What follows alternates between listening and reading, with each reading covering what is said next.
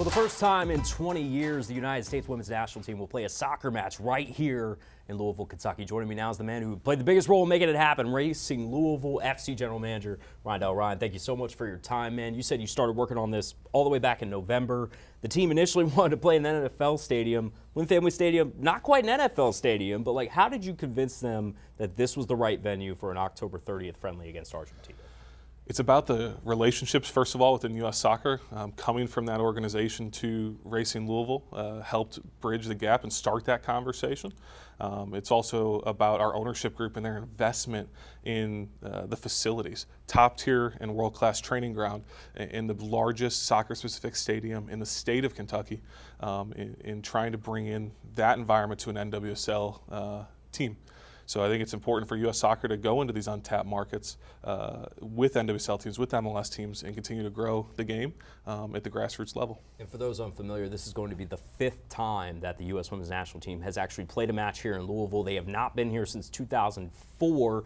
We actually went into the archives to dig up some footage of that last match. If we want to pop that up here in 1 second, they drew Japan 1-1. Ryan worked for the national team for 9+ years. You know better than anybody what goes into this from a logistics standpoint, everything else.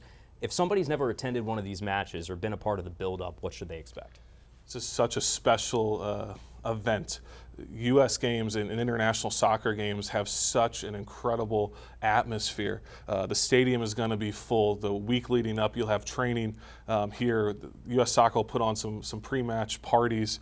We're expecting an entire week long of positive events in the growth of soccer in this community and in this region. And I think for people who have never been to an international soccer match, to feel that, you need to be there to experience what it's like. And this is the top tier of sports, and this group is playing tomorrow against Germany in the semifinal of the Olympics. Yep. And they're going to be playing here at Lynn Family Stadium in October. What a special opportunity for our city. It was also very special that a racing player recently represented the United States on the biggest international stage possible, that of course being Savannah DeMello in the last World Cup. But Ryan, you also have 3 other players, who have U.S. national team experience. Jalen Howe, Carson Pickett, as well as Taylor Flint. If just one of those players was able to represent the U.S. in this friendly in their home stadium, what do you think that would be?